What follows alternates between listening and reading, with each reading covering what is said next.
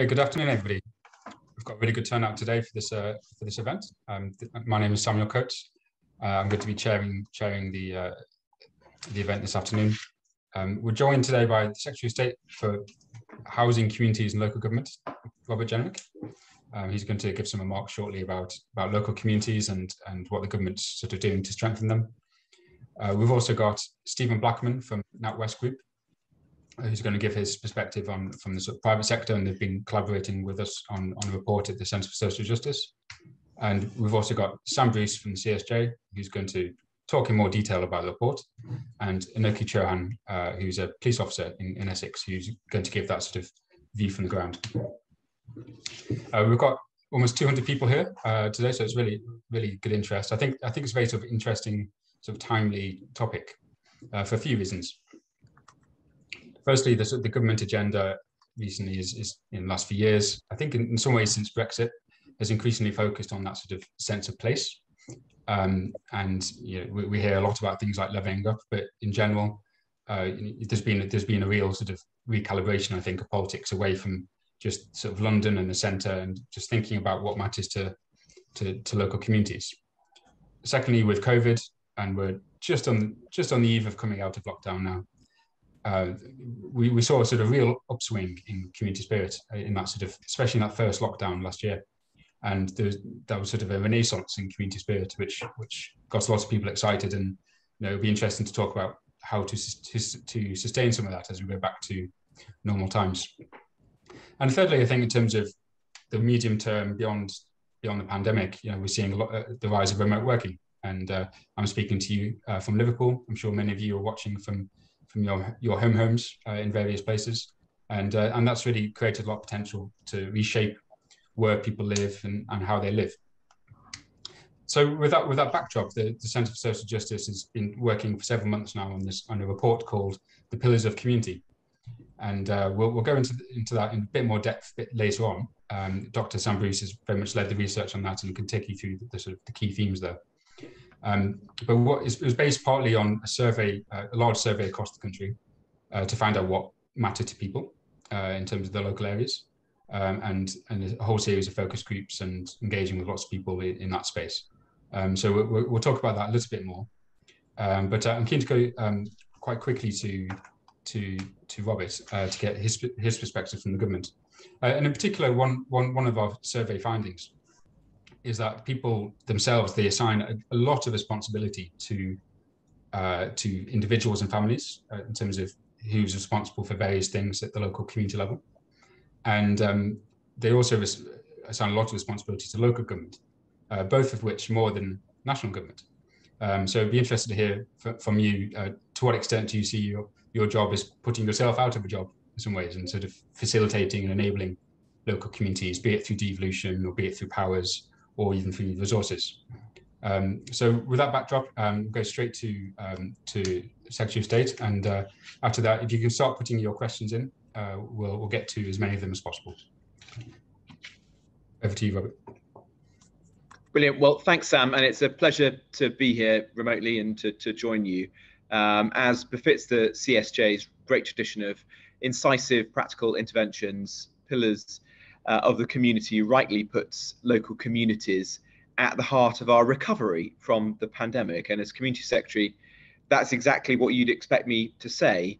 But I think, as you said, Sam, in that introduction, the inspiring way in which communities have come together over the course of the last 12 months or so, a very challenging period for the whole country, makes us feel that this is a moment to think again about the role of community and how we can help to empower local people and local government and institutions of civic society and local communities to really drive forward.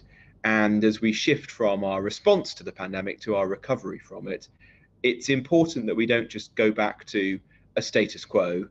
We actually move forwards and we try to build on the positives, the silver linings in the dark cloud of the COVID pandemic. We want to harness that spirit of resilience, of resourcefulness, and of neighborliness to build back better, to redouble our efforts to level up opportunity and prosperity across the country. And at the heart of this is an agenda of localism and, as you said, Sam, a real genuine belief and focus in place. And that is an agenda which means investing in all parts of the UK, especially in those areas which in recent decades have been undervalued and underinvested in for too long, to deliver better jobs, better skills and training, opportunities to put down roots in a community, opportunities to not feel you have to uproot yourself from a community in order to find jobs and prospects in the way that many people in this country have, I think, for too long, and to reinvigorate towns, smaller cities and high streets, all of the things, the strands that your report highlights today are so pivotal to our recovery as a country. And it's an agenda that involves reasserting local pride alongside national belonging. That involves re-establishing powerful links between identity and place, between the things that we share in the past and our view of the future, between community and purpose.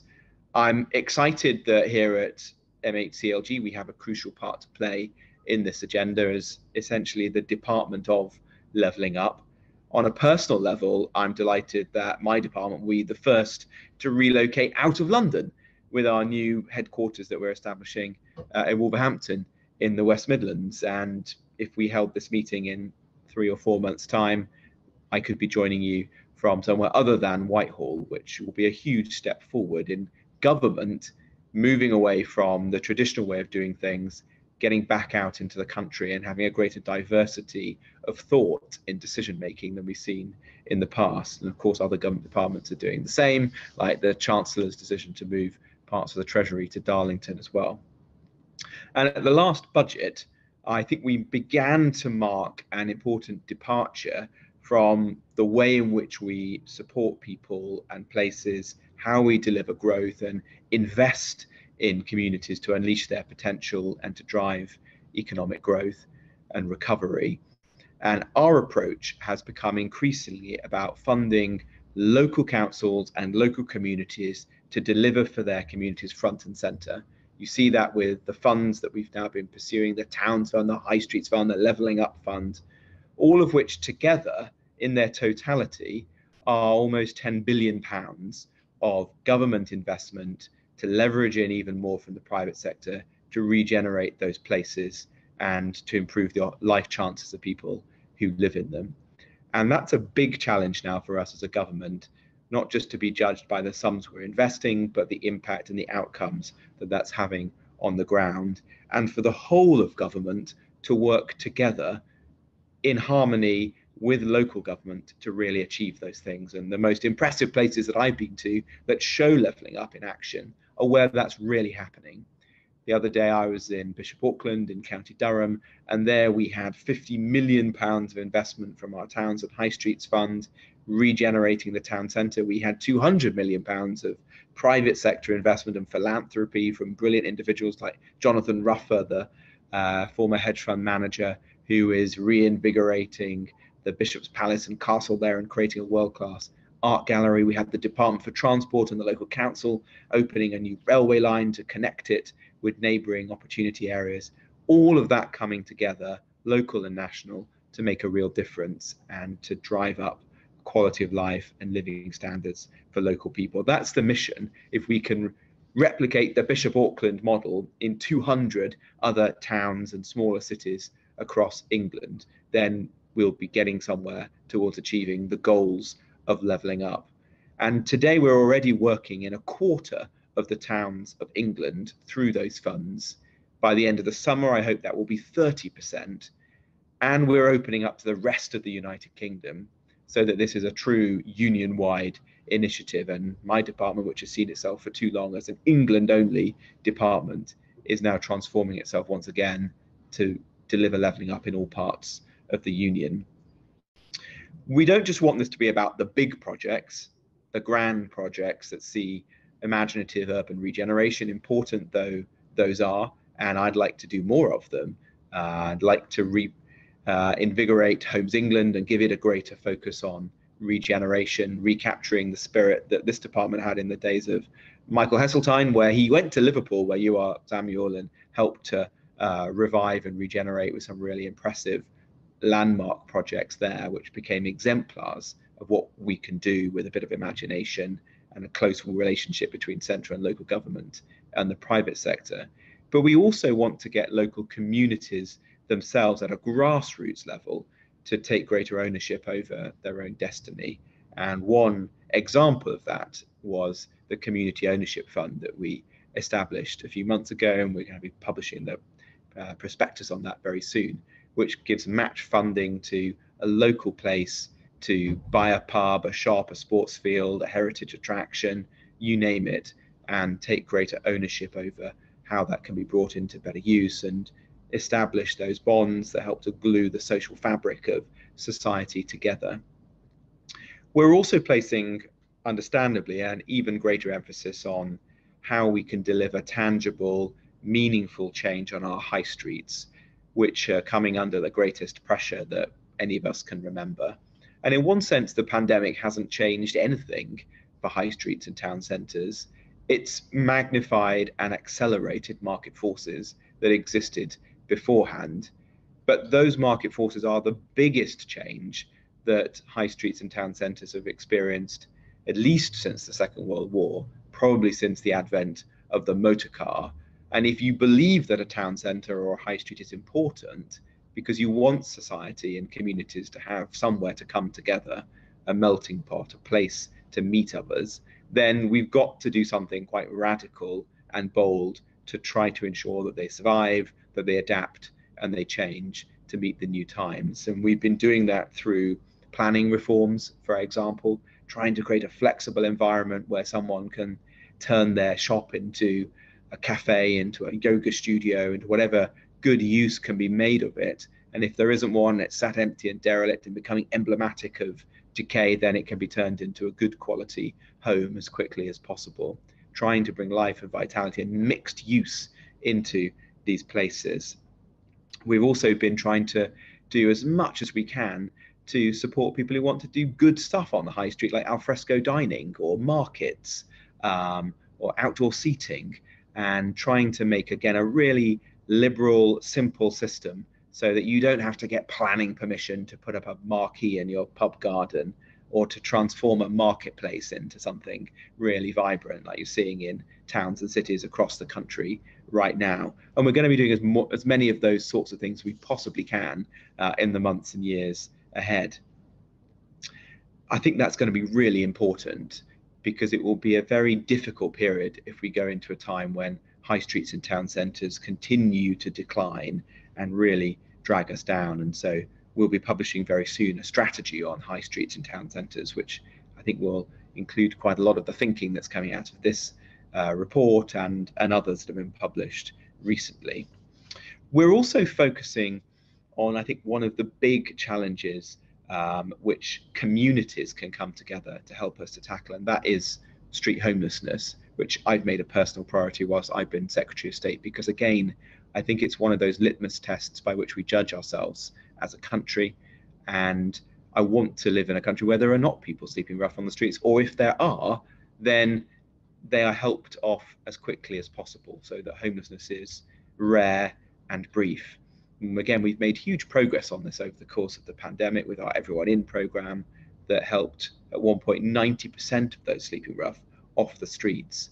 But that could only have been possible by communities coming together, faith groups, local charities, local councils, and many very good volunteer groups as well. We want to keep that spirit going so that that could be one of the social ills that we fix in this Parliament, and will again be something positive that began during the COVID-19 response. And then another area that I'm particularly interested in is the importance of helping young people to have the enjoyment, the stability, the security that comes with having a greater stake in their local area, particularly through home ownership. And it feels to me that whilst there are many dividing lines in life today, one of the greatest is between the generations and the unfairness that young people undoubtedly feel that they struggle to get onto the housing ladder in a way which older generations, their parents and grandparents, simply didn't. And so we are going to be doing even more than we have in the past to try to reverse the decline in home ownership and enable a generation that have been priced out to put down roots where they want to live and where they grew up, and establish that property owning democracy that is one of the foundation stones, or should be, of our country. We're going to be bringing forward planning reforms later this year, as you will have read about, but at the heart of them is that belief that everybody should be able to have a stake in society and have a realistic prospect of achieving it. Without that, it is hard to establish the sense of community which you really aspire to in this report. We're also trying to use other means to help people to do that through more affordable homes, and we've created a £11.5 billion affordable homes programme. Again, always trying to ensure that we build and create ladders upon which people can climb through shared ownership, through the right to buy, through the other products that we're creating, like 95% mortgages and so on. And one in particular that I've established, which I think is worth noting because it will be something I hope will grow in the years ahead, is the First Home Scheme, which we've now established. The first of these starter homes were unveiled a few weeks ago in Bolsover in Derbyshire.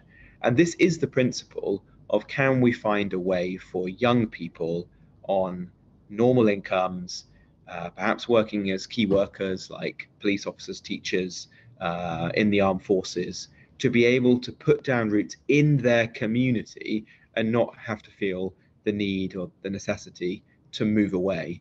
And that scheme is going to be offering 30% or even greater discounts to people from that area to buy a new build property, move in, put down roots, and then that the covenant that it is for local young people to last in perpetuity, so that you're not just enriching one generation, but you're creating a permanent stock of properties for local young people to be able to stay in their own area.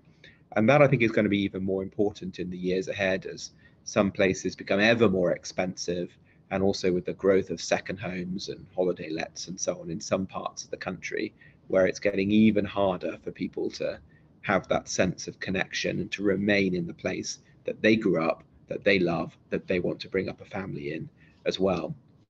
And then the last point I was going to highlight was, in that spirit of place, we're also trying to see how we can weave that thread through the whole of the built environment. And we're doing this in a number of different ways, but one in particular is through the work of the Building Better, Building Beautiful Commission and its permanent successor, which is going to be called the Office for Place. And I'm really pleased that Nicholas Boyce-Smith, the founder of Create Streets, has agreed to come into government and to lead that organization. And that's going to set out to help every community in the country to determine what they care about in their built environment, and ensure that new homes and places that are being created are not anywheresville communities, but actually respect the local heritage, the local vernacular, what is locally popular in that community. And something that you see today in rarefied places or on estates being produced by imaginative landowners like the Prince of Wales on the Duchy of Cornwall actually becomes something that is normal and is as likely to be found in Hartlepool as it is in Poundbury. And I hope that that will be legislated for as a result of the planning bill, and will be a major change, that we become the first country in the world to really respect and enrich our built environment and make sure that places have a sense of character and identity once again, in a way I think that too few do today as a result of decades of national planning and unsympathetic design. And we're going to be launching the Office for Place before the summer parliamentary recess, so watch this space for seeing more on that and how you could be part of creating those local design codes and master plans in your own area. So with that, I'll hand back to you, Samuel, but simply to say in closing that I think this report is really important. It's extremely timely. we now want to build back from the pandemic in a way which respects local communities, has a spirit of localism at its heart, and takes greater account of place, so that the whole of government is working to ensure that places can thrive and that we are at the service of local communities, local councils, so that we can really achieve that aspiration of levelling up and building back better. Thanks very much for having me this afternoon. Thank you very much. That was a great summary of lots of issues, I think, for us to pick up on. Conscious of your time, we'll just take a few questions, and thank you to everyone who's putting their questions in. Please continue doing so. If I may just take the prerogative to ask a quick one myself. I was particularly picked up on a couple of things there which felt very localist. You've got the community ownership fund, what you were saying at the end about the sense of place and really valuing people's local sense of, identity and aesthetics. Would you, there's often lots of think pieces wondering what the philosophy of government is now, and this levelling up is often seen through quite a regional lens and quite political sometimes. Do you think localism is a badge you would wear? Is localism sort of a theme for government? And if so, would we be expecting to see more of that in a sort of devolution white paper? And are there any sort of limits to localism in your view in terms of supporting communities, but there's certain things which you need to kind of make sure you're doing at the centre as well? It is a badge that we would like to wear. I think it's going to be more important than ever, and you will see that through the Levelling Up white paper that we're going to be publishing later this year, and through the speech that the Prime Minister is expecting to make soon, where he sets out our ambitions for levelling up. We want to have a mutually successful relationship between local and central government, where we try to give more powers and responsibilities to local communities, but we're also there to support those that do need more assistance, appreciating that in some of the places where change is needed the most, capacity to deliver it can be more limited. And so that does require an interventionist approach in some places, but I think it's one which is, I hope, going to be of where we are there to support and assist, but the local community still feels that they've got autonomy and control over their own destiny. And you may see that through the work that I want to do with Homes England, where in many of the towns that we've been discussing, the local community will be very much in the driving seat and we will be there to support. But there might be some where by mutual agreement, we see that the challenges are big and they want central government to play a greater role in stepping in and working with them much more directly than we've seen in the past to achieve really big and imaginative urban regeneration, for example. And I've hired Peter Freeman to be the chairman of Homes England, who is one of the country's greatest urban regeneration experts, who did the King's Cross development in London, for example, one of the best examples in recent years. And I could see Peter and his team going into some communities with their agreement to really help to drive things forward in a much more direct and interventionist way than we've seen in the past. In terms of what our vision is on devolution and decentralization, I think that localism is the best turn of phrase, because it captures the fact that there will be different things for different places. I think we did have quite a dirigiste approach as a government at one point, where we said that it was all about locally elected mayors, for example. I think that works very well in some places, but can seem alien to the traditions of others. And so we will try to find a range of different answers for different types of places. And that might be very different in Greater Manchester to what works in Herefordshire.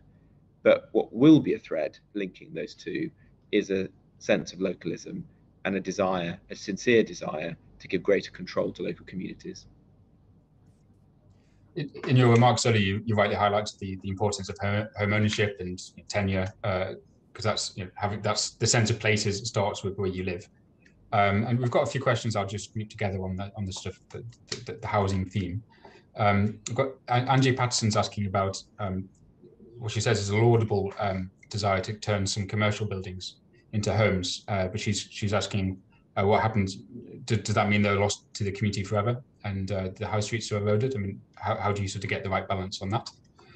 We've got a question from John Sparks, who I strongly suspect is the Chief Executive of Crisis, asking about how you'll support the building of enough social homes and truly affordable homes to keep communities together. And also Kelly Clark is also emphasising the importance of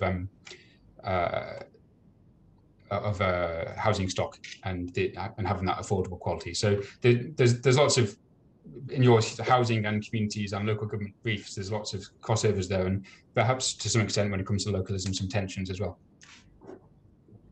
Well, on the commercial to sort of residential question, I've always felt that's important, actually, because we want to be building as many homes as we can on brownfield land in our towns and cities. And so if there are opportunities for good quality conversions of commercial property into homes, then we should seize them.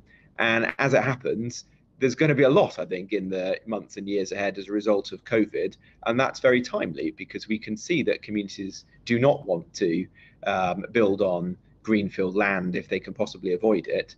And so we must seize that opportunity to convert those empty office buildings in places like London, but many other cities as well, as much as we possibly can. And so we've tried to strengthen the tools available to builders, local entrepreneurs to do that for us, because I think that's a mutually beneficial situation.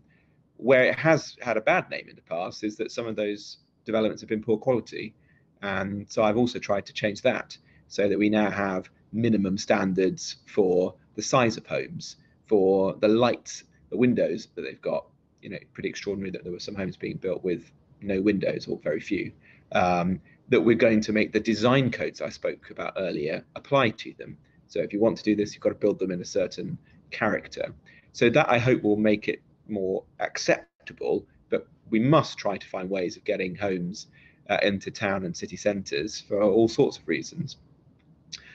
I've also created quite a liberal regime in terms of turning empty and derelict shops into homes.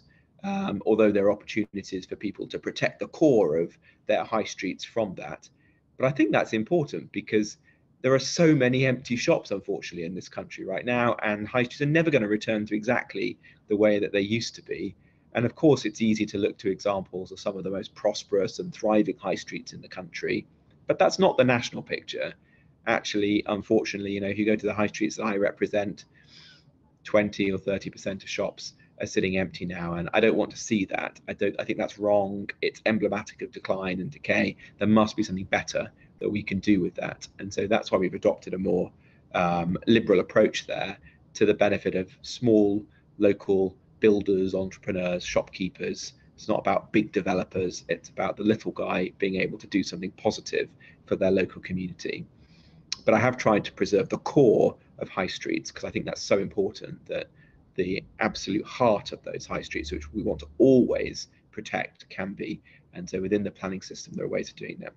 And then lastly, to John's point on affordable housing, I agreed very early on in my tenure here with the Chancellor. The Affordable Homes Programme was one of the first things we set out to do after the general election back in 2019. And that enables us now to be investing more than this government has done since 2010 in affordable housing. And there's in fact a higher proportion of those homes that will be available for social rent than any previous iteration of the Affordable Homes Programme. If I can extract more money from the Chancellor for that, then I'll certainly try to do so. At the moment, actually, the task is ensuring that housing associations and those bidding in for that fund do so, and so that we can prove that it's oversubscribed, there's demand there, there's capacity to do this, and that will obviously strengthen my hand as Housing Secretary to get more funding in the future. Great, and maybe just one last question for now. You speak of the little guy. We've got a question from Tracy Woodling talking about how can you make sure that investment finds its way down to sort of grassroots community organisations, and sometimes the local council or authority can sort of hold on to the money and keep it to itself. And I mean, I should say, like from the CSJ's perspective, one of the ways into localism is through that sort of that relationshipism and that belief in the sort of the alliance of small charities and local organizations. And one of the things we found through various focus groups and things was, people felt like local organizations had been displaced and replaced by large brands and multinational organizations and things. So what's the government's role there in terms of ensuring that truly local organizations are sort of getting a slice of the pie with any of the funds which you're making available? Yeah, I think that's a really good point. Well, we have tried to bring this funding down to a more local level, even within local government, than I think previous administrations have done. And so whereas local growth funding would once have been distilled through local enterprise partnerships, which are, there are some great ones, there are some less good ones, but they can be a bit remote. We are now putting the local council, often quite small district councils, in the driving seat of that.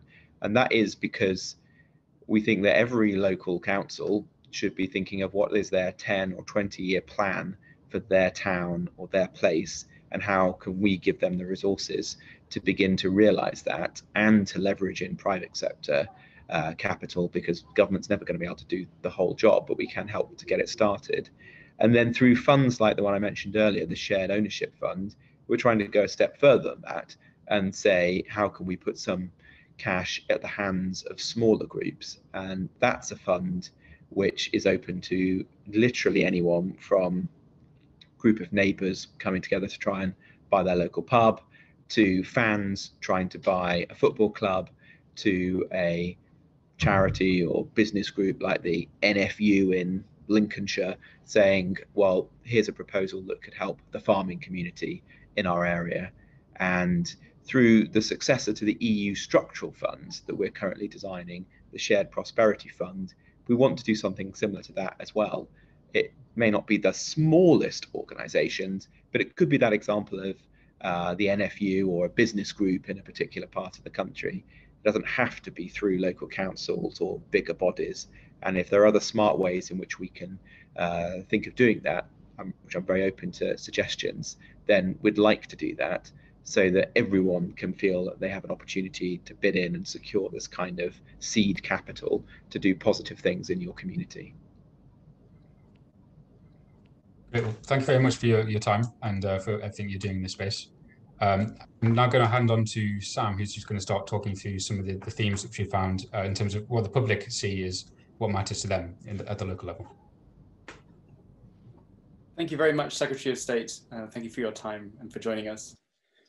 I'm going to share my screen now and offer a quick overview of some of the key points from our research. And thanks to the generosity of NatWest from their support and their generosity in conversation with Stephen's excellent team, this has enabled us to develop a very rich data set with a lot of really interesting aspects. So I'd encourage everyone to take a look at the report, and I'd be happy to follow up if people have questions. I just want to highlight a few key points. And a good starting point is the question of what is community? How do you define such a big and broad concept that means a lot of different things to different people? Well, one place to start is about focusing on relationships and not just looking at prosperity. We wanted to look at really the relationships that make communities flourish. And to do that, we wanted to take a broad view and take a lot of perspectives into account. So we engaged in focus groups, roundtables, conversations with NatWest's regional boards and with the alliance charities that the CSJ works with. And that's a very broad network of charities across the UK. And several themes came out. Firstly, people really felt that there was a distinction between communities of interest and local communities. And we focused on local communities in this report, but that doesn't mean to say that those two don't interact and overlap in really important ways. And secondly, really what people felt a flourishing community offered fell into three categories. Those are security, connection, and belonging. So what do those three things mean? Well, here's a chart to try and make some sense of it. And it's easier to perceive this by working from the center and moving outwards. So firstly, security is not just neighborhood security, it involves that, but it's also the sense of having a social safety net, people you can talk to and reach out to for support in difficult times, and organizations that will support you in your local area and understand how the local area works and the issues there. Secondly, connection. As a sociologist would put it, connections in terms of bridging and bonding. So bonding is closer relationships, not feeling lonely and isolated. And bridging is about having links through the community over a wider social network. And finally, belonging refers to some of the more cultural aspects. So both having a sense of place, and not feeling like you live somewhere that could just be anywhere, but somewhere with a local sense of identity, and a sense of inclusion, that you have agency in your area and you feel welcome. So we used this qualitative research to run a survey of 5,000 respondents, representative from people across the UK. And what we found was that in terms of priorities of what people felt mattered for communities, was really this kind of pyramid. So firstly, people prioritize security, which appears to act as a kind of foundation intuitively for what makes a strong community. And then came connection, and then came belonging. And they're not completely separate. There does appear to be an order of preference, but of course they're also intertwined. But that seemed to be the general trend that we observed in the data. And we also split those three categories into all these different questions. And we wanted to figure out both the importance of each aspect to people and the extent to which they felt that was provided for in their community. And just to highlight some key points, the areas that are really interesting are things that people really felt were of very high importance, but not very well provided for from a policy perspective. So no antisocial behavior, people helping in tough times, the feeling that neighbors and friends would help them out, and also not feeling lonely. And the issues to do with isolation came up as very important. And then we also asked questions about policy. So what policies would help strengthen your local area? And again, in that lower right-hand side, we find government funding reaching those who need it. That was something people felt was important, but not well provided for in their area. And we recommend, as a starting point, commissioning social services and social work from local charities, making sure they're not overlooked where possible. Loneliness, so we've talked about social prescribing in the report. Policies for a thriving high street, as the Secretary of State was just discussing. And we recommend the idea of hub streets, creating a flourishing social hub where there's housing, but also locally useful services and hubs in the area. One of those relates to the next point, local support services. And that question really was about support services for things like counselling or parental classes. And we recommend the idea of family hubs. That's something the CSJ has been championing for a long time and are making a big difference as they are being rolled out across the UK. And finally, businesses supporting local organisations. And we recommend encouraging innovation in areas like corporate volunteering and the digital infrastructure that backs that up. And I know NatWest has been doing some great work in innovating in that area. And finally, I'll just share some of the ways we've been able to map the data demographically. So this is a community index we were able to create from our results, and that shows weaker communities through to strong communities. So that's how strong people feel their local community is. And as you can see, the trend is that in urban areas, people feel it's weaker in general, and in more rural areas or smaller towns, people tend to think it's stronger. So in London, there's kind of illustrative, London, the Southeast, there's kind of an illustrative map there. There's more detail in the report. And we also looked at correlations demographically. So areas with higher income didn't have necessarily stronger communities. As you can see, there's no particularly strong correlation with income there.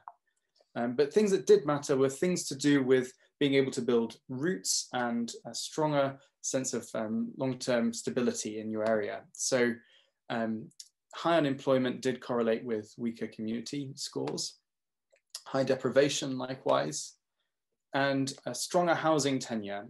So this is the strongest form you'll find. Outright ownership had a very strong correlation with community strength.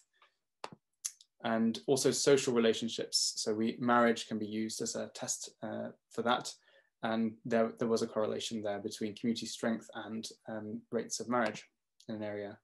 And in addition, we asked about who's responsible, who is responsible for encouraging local communities and to build them up. And what we found was very much a kind of bottom-up approach where local government and the increasingly local a tier of government was, the more responsibility people felt they had, but also individuals and families were attributed a really strong sense of responsibility for building local community strength. So I think that points to very much a bottom-up grassroots approach to community that we as a country have in this area. So there are just some highlights, and I'm very happy to follow up with anyone who has questions about this afterwards. Thank you very much. Thanks, Sam, and thanks for your really good work on this. That was a very short summary of a very sort of in-depth report over several months. I'll post the link now to everyone so they can all go to the report online as well. Just conscious of time, I think we'll go straight to Stephen. Stephen is the principal economist and head of strategic research at NatWest. And NatWest are very much being sort of collaborators on this. They've been really good supporters of this project in terms of working it through themselves as well. And it's been really, really great to work with Stephen and his team to kind of bounce ideas off as we go through. So Stephen, keen to hear sort of what insights you've learned from this report and this process, and where you sort of see the role of banks and private sector in the sort of community space. Certainly, and thank you, and welcome everybody. And I'd just like to echo your comments, actually, that as you heard from both Sam and Samuel's kind words, I was fortunate enough to be involved and hopefully helpful in this project over the last 7 months, which I think has been both really intellectually rigorous and really has helped develop our thinking. And what I mean by that is, in a sense, the sum of human knowledge in terms of what matters to people in terms of their community.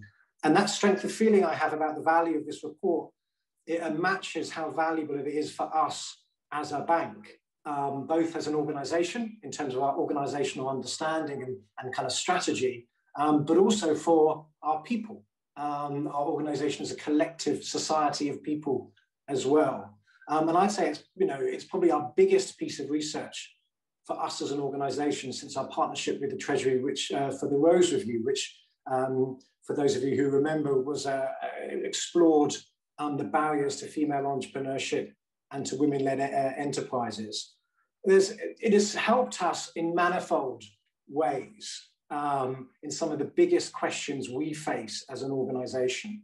To borrow from Elizabeth Browning, how do I love thee? Let me count the ways. So I'm going to talk through them now. So we are a purpose-led organisation, and we're trying to embed that within our framework, our DNA.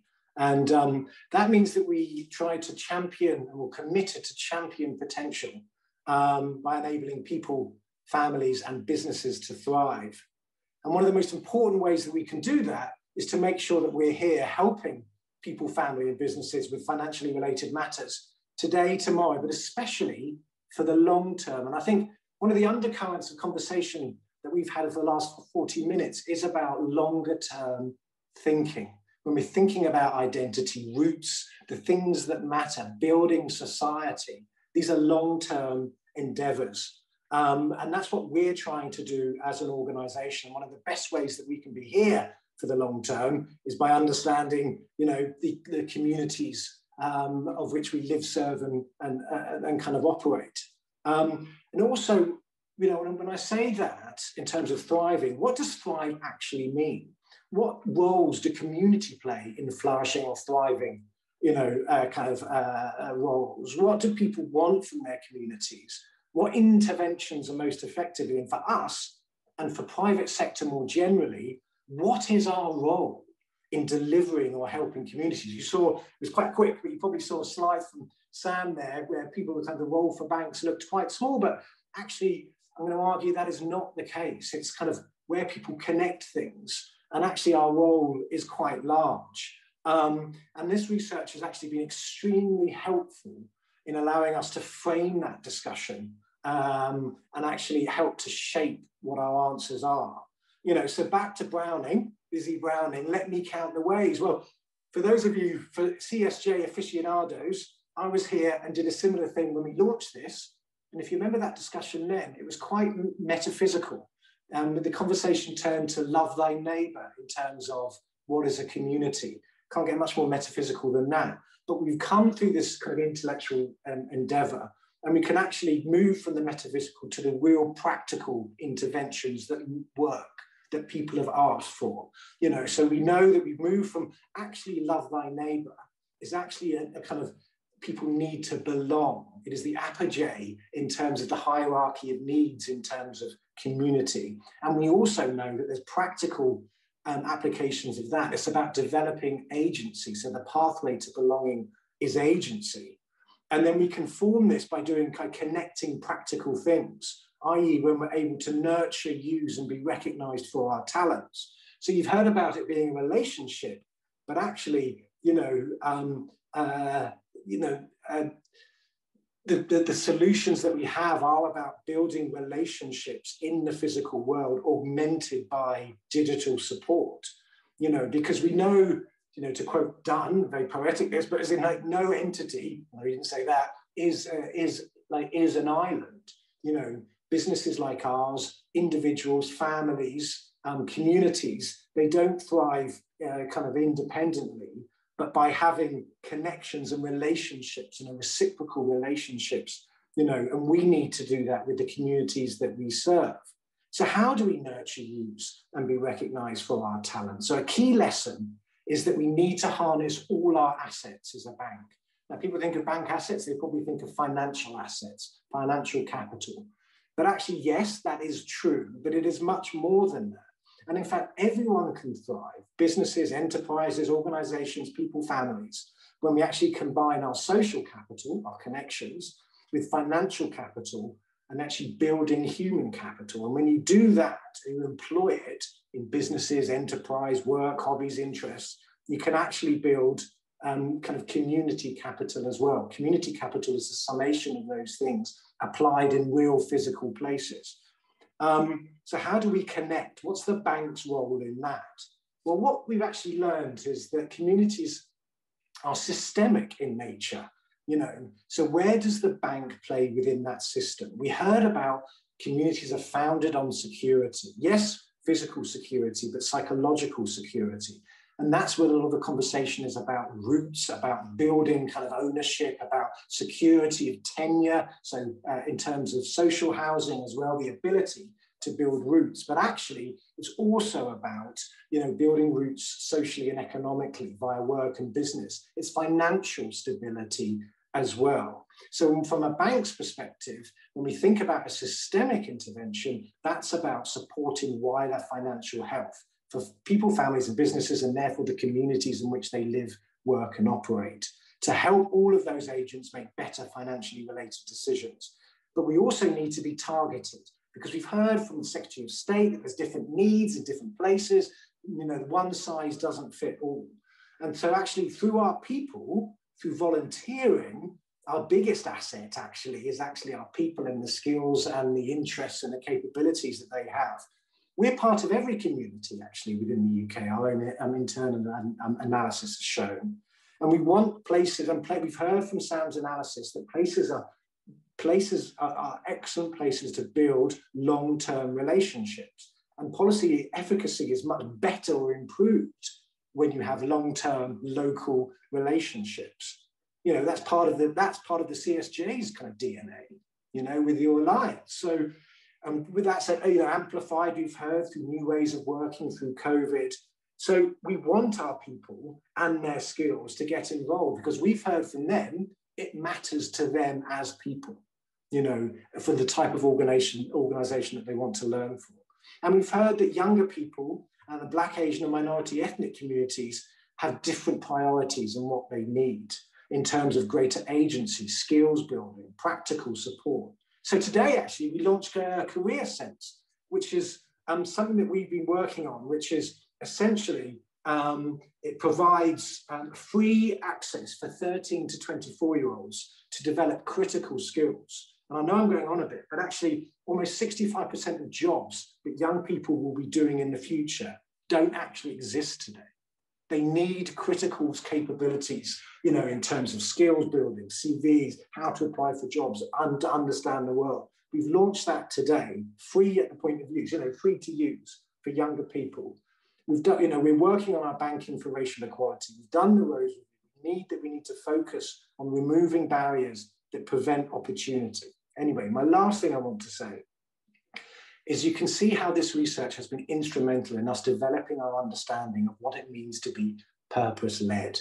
So therefore, it's been ontological, to use that term for us, help us define what it is we actually are, how and where we act, and how we can be most effective. You know, people live in real places, but we live in a digital age. We want to be at NatWest, a relationship bank in a digital world. And we can do that by keeping connected and building long-term relationships through our people in the real world, augmented by digital capabilities. And that's why it's been so helpful for that. It's been a great kind of experience as well. So thank you. Thank you very much, Stephen. That's really fascinating to hear about how these insights are driving your thinking, a very high level and a very practical level. With that spirit in mind, just before we wrap up, perhaps go from the ontological and the metaphysical to the very physical. And the CSJ were always keen to kind of get that on the ground view as well, and connecting what's going on in Westminster with what's going on actually in communities. So we're not just talking about this in the abstract, you know, we're getting the on the ground views as well. And really keen to hear briefly from Anoki. Anoki is a police officer, as I said at the start, in Essex, and very much like involved in the community, and sort of sees a lot of the issues that we've talked about firsthand, especially I think with young people, and with that emphasis of security, which is something which projects and sort of research in the space doesn't always focus on so much. And so, Anoki, really keen to hear from you, like what are the good and bad things that you've seen in this space on the ground, and does that sort of security as a foundation to community, does that resonate with you in terms of what you see? Yeah, thank you, Sam. So for those of you who don't know, my role is a Community Safety and Engagement Officer with Essex Police. It's a fairly kind of new role. It was only started in early 2020, and it was in response to the fact that we realised that we were getting quite low public satisfaction results, especially in terms of whether the public felt that the police understood what they wanted from us, and whether they had confidence in us at a local level. So the creation of this role has actually been quite a success, and those numbers, when looking at our polling, have really risen. And it's because we're actually finally listening to people at a local level as opposed to county-wide, and we're really appreciating those nuanced differences from what they actually desire from us, the police. So the report, obviously, I've read, and it is great. I would recommend everyone reading it. It's very much detailed, much more detailed than Sam gave in his summary, so definitely worth a read. One of the things it does recommend is the creation of hubs in place of high streets. As we know, high streets are diminishing, and from the policing side, we are always looking for areas of high footfall that we can interact with the public. It's obviously one of the ways we engage with the public in person. That's quite limited now, since we have much less public-facing police stations with front counters where people can come in and talk to us face to face. So we are looking to instead go out into the community and looking for those kind of hotspot areas where we're going to find the most people in the community. Creating those areas where people can interact and build those community is therefore completely beneficial to us as police, and understanding exactly what they want from us, exactly what their concerns are. A lot of people do want to talk to the police, but they're reluctant to, whether that be because they don't trust us or because they don't want to bother us. That's something I get a lot. But when they see us in more of an informal setting, where they just happen upon us, they are actually much more relaxed and able and willing to say things and let us know their concerns, and that's when we can really act on it, because a lot of the time they really don't think it's worth a report, which is a complete shame. We really obviously try and convince them otherwise. It's really nice to see it laid out really clearly in this report that security is such an important factor in terms of building communities. It's nice to see for police especially that what an impact our activity has on building that community and how we can really make that change. From my experience, people, when they say that they want lower levels of crime, even if we show them data that shows that we do have low levels of crime, they don't necessarily it doesn't necessarily make them feel safer. There's different things that actually make them feel safer rather than just data and numbers, because at the end of the day, it's what they see around them. So things like, obviously, a high presence of police officers is something that people really like to see in terms of walking around. But also, a lot of them realise that that isn't feasible. So a lot of members of the community have mentioned to me that it's just more the feeling that they can get in touch with their local police officer if needed. So making sure those channels of communication are open, making sure they know who their local police officer is and things like that. It's also about making them feel empowered about their own safety. So we do provide a lot of crime prevention advice, which people do actively ask for. And really want that to be available to them. Obviously, we have to deliver it in such a way that we're not making them feel that we're putting all the onus on them, but it's more we're all working together to create a safer environment for all. It's also about actually being able to rely on their neighbours. That's really a big factor, especially for us. It makes our job so much easier if they feel safe in their own neighbourhood. And things like the neighbourhood watch really, really help that. And that's something we really do encourage people to take up, because not only does it create a very formal structure for neighbours to look out for each other, it also creates that group, that sense of belonging. It creates a pathway for you to actually talk to your neighbours where you wouldn't have otherwise. A lot of them create WhatsApp groups and things like that, and they're constantly talking to each other in it, and it really just builds that connection, and people actually get to know each other through that, and it's kind of their bond is just wanting a safer environment. Obviously, we expand that to many other things like farm watch, shop watch, marina watch. There's lots of watches, but again, it's all very place-based, and it really brings people together and make sure they look out for one another, and also make sure they have a link to police when they need to. Technology is an interesting one. I did mention WhatsApp. We do encourage use of technology, but obviously not in complete silo. It's really, really important as a tool to accompany all the other engagement work we do. We use social media and we post photos of us patrolling, so that if individuals don't see us on patrol themselves, they'll still know we were in their area, and that can help them feel safe. But that alone doesn't do it, as we know. People get a bit annoyed if you do that too often, and then they say, why are you spending all your time taking photos of yourself? So it's a bit of a balance there. But it's really a beneficial tool, and it shouldn't kind of be looked over, but it really shouldn't also be weighed too heavily upon either. The creation of local groups such as Nextdoor, which is a social media platform really designed to getting in touch with your neighbours, is really beneficial in that sense as well. And a lot of crime prevention advice and neighbourhood watch type-esque kind of activity goes on there as well. So that's really helpful for us. I've also found that having a really strong community means that when negative things do happen in terms of really, really serious or violent crimes, when they do occur and they do shake the community, obviously, because it's happened somewhere very near you, and that can be very, very jarring. Having a strong community means it's not as negative impact as if you don't have one. And that's really important for us as policing, because as soon as we have incidents like that, we have to do reassurance patrols in a certain area, but obviously that takes out a large chunk of our police officers that we can't deploy elsewhere. So them having that really strong sense of security is really important. An example is when we had a religious assault on a rabbi in our area, and this was during the Israel-Palestinian conflict, so it was very, very heightened tension anyway. But because of, actually, I think it was because of the pandemic that local community became really, really strong. Rather than the Jewish community in the area feeling quite isolated for the rest of the community, they actually felt they felt part of it.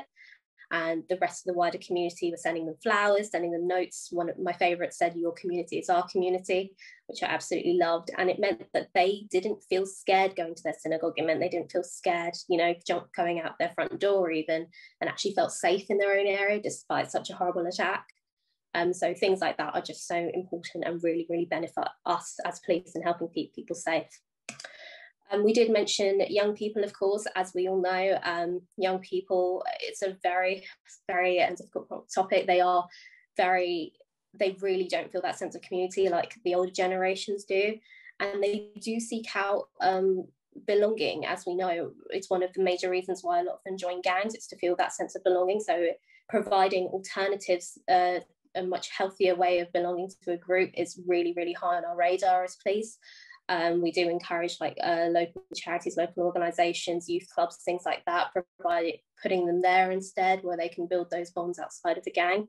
And those also provide us as police opportunities to engage with them in a positive way, even if that's going to the local sport club and playing a game of football with them. And that really creates that positive engagement and starts to make them look at the police in less of a negative way and more as someone who can help and keep them safe and is on their side. So that's really, again, really important for us, because once people have trust in us, then they report things to us, then they're less likely to get involved in criminal behaviour. There's just a whole array of benefits, so it's really, really important. So obviously everything that I spoke about, everything we do is all about building that trust and confidence with the public. That's something we hammer on in all the time in the police, and it just is so important. It really allows us to do a better job at serving the public and serving our local communities. Thank you. Thank you very much. That was really great examples there from your experience, and I think that there's a lot more to look into, I think, in that space of the link between security and crime and the sort of sense of community that people have. It's almost like antisocial activities sort of disincentivize or inhibit pro-social activities. It kind of undermines the kind of contract of people living together in quite an abstract way. It's not just about the cost of crime to your physical safety or your loss of possessions and things. And there's a lot to work on there. And I think a great example on the Jewish community there as well, where there's a lot of potential for this place-based vision of community, like Sam was talking about, place-based community as opposed to sort of your more siloed communities of interest. We've had lots of division in the last few years, be it Brexit and BLM and lots of different things, and between different types of communities. And having that sort of strong sense of local identity really can be a way to bring people together. So I thought that was really, really good insight. And Neighbourhood Watch is definitely something we could look into promoting more of. There might be something more the government can do, because that's one of the very, very local organisations which does bring neighbours together. I'm keen to not run over too much, so there's a lot to chew on there. We'll keep these conversations going, and again, really grateful to everybody who's been contributing to these conversations and to this report. Again, to see the report itself, and as Noki said, Sam only gave you a brief flavour of that, but there's a lot there. So if you just go to centreforsocialjustice.org.uk, you'll be able to find it there under the publications. And we'll keep these conversations going, and do reach out if you've got any more perspectives on things we can work on more. I think in particular the young person aspect that you mentioned is something that we'll want to be doing a bit more on as well. So thanks again to everyone for joining us, for all your questions, and to all the panelists, and I hope you have a good evening. Thank you.